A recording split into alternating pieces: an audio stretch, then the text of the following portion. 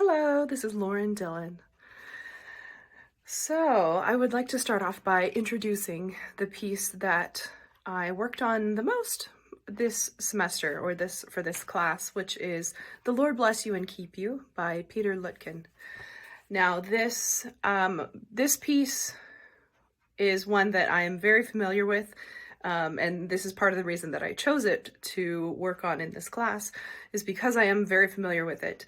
It's one that our school choir here has been doing for probably every semester the past 5 years at least. We may have missed one semester in there, but every single year we do this as the benediction at our concerts, both our fall and our spring concert.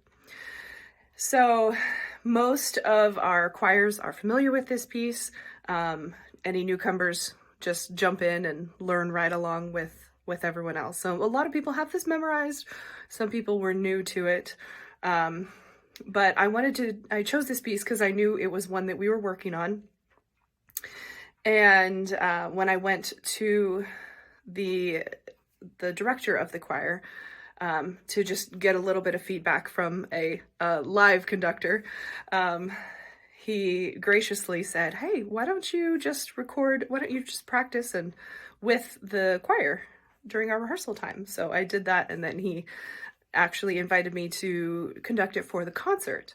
So I will include both the clips of the rehearsal and then also the concert, which is at a weird angle, but that was the best I could do in the moment. But anyway, so one of the other things that I wanted to do with this piece in particular is I'm fairly comfortable conducting the beat, but what I wanted to focus on was really conducting the music and also working on cutoffs, because I am new to conducting choirs. I've done a little bit of instrumental conducting, but conducting for choirs was something that's new to me, although as an accompanist, I've sat in thousands of hours of rehearsals. So I've watched many great conductors. So part of what I wanted to work on for this class was the musicality of it and expressing with my gestures, the phrasing, any movement that I wanted in the piece, and especially cutoffs as well. So one thing that I experimented with this as well, because it's unaccompanied, it's an a cappella piece, is not being focused so much on the beat pattern at every single moment. Of course, yes, because we need to know where we are. But there were a couple moments when the choir rhythmically was all together, and specifically they have a beat and a half of rest.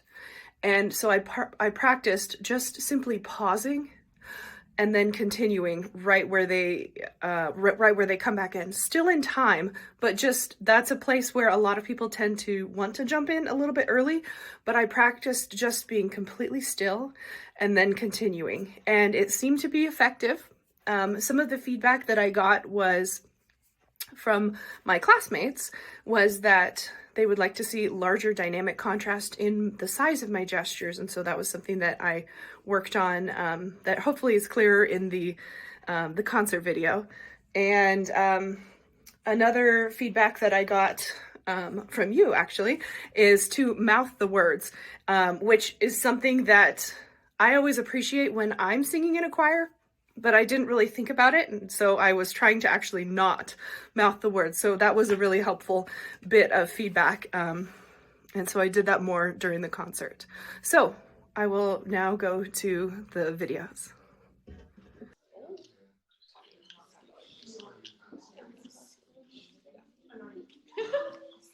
All right. Yeah.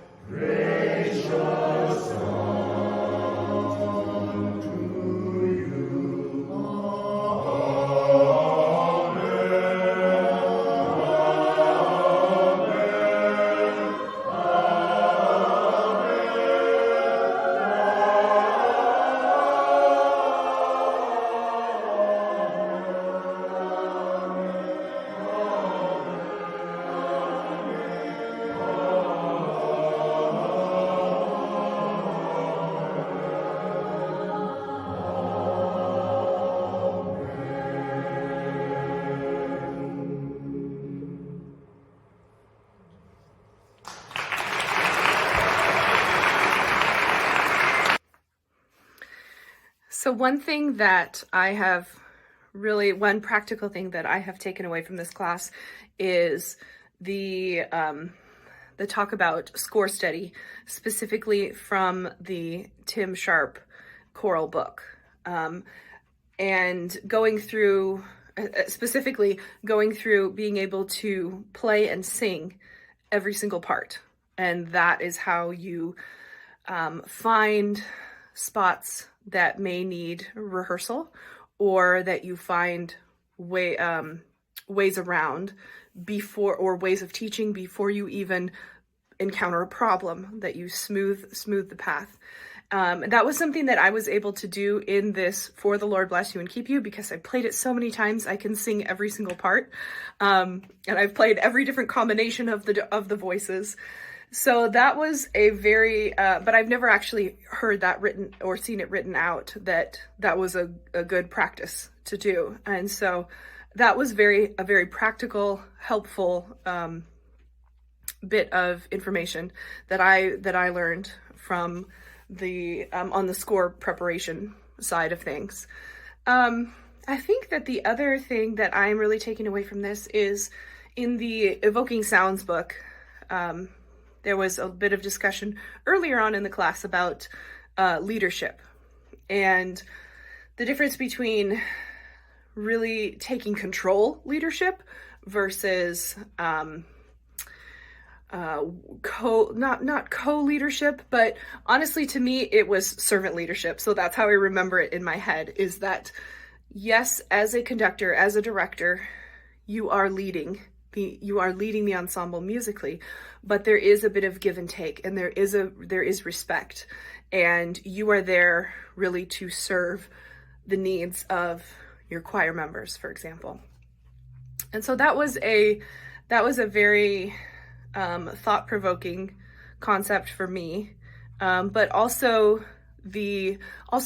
I guess permission, because I am a very quiet person in general. I love being the accompanist, so not in the spotlight, but that also gave me encouragement to, when I am standing at the podium, to take on the leadership role and really take ownership of the music, of the direction that the music is going, and that's good, that is needed and necessary. So that was really very helpful for me. In fact, I just found out about 2 days ago that I will be taking over for the choir director here. So this has been a very helpful class for me in that way, because I feel like I'm getting equipped inside. Even more than the technical aspects of things, I feel like it really prepared me as a person to step into that role. On a final note, I really appreciated the discussions that we were able to have in this class. Each time that we gave feedback or accepted feedback, specifically on our conducting videos from classmates, was very useful and very practical. And I really enjoyed seeing everyone's perspectives and how they think about conducting, how they personally explain it, because it's so very different for every person when you get to hear their perspective. And so I really appreciated hearing their feedback for me, but then also reading feedback for other people's videos, and compared to what I was noticing, seeing what other people's perspectives and experiences were of that one person's conducting. And also I found that the last discussion post that we did on asking questions, choral conductors versus to instrumental conductors and vice versa, I found that to be very interesting, and I'm gonna go look back at a few more of those, because some people had some great questions on resources and repertoire choices that I think can be very useful. So I very much enjoyed the community feeling of that part of the class, because I feel like normally in an online class, it's difficult to have any communication that's meaningful with your classmates. And so I found that this was, I think that this was probably the most interaction that I've had with classmates in a wonderful way. I feel like I actually kind of know some of these people, which is really nice. I really appreciate that. So thank you for putting the class together in this way. It's been really wonderful. Yes, so thank you so much. I really appreciate the work that you have put into this class and for the feedback that you give. It's been very beneficial, and I've really enjoyed it.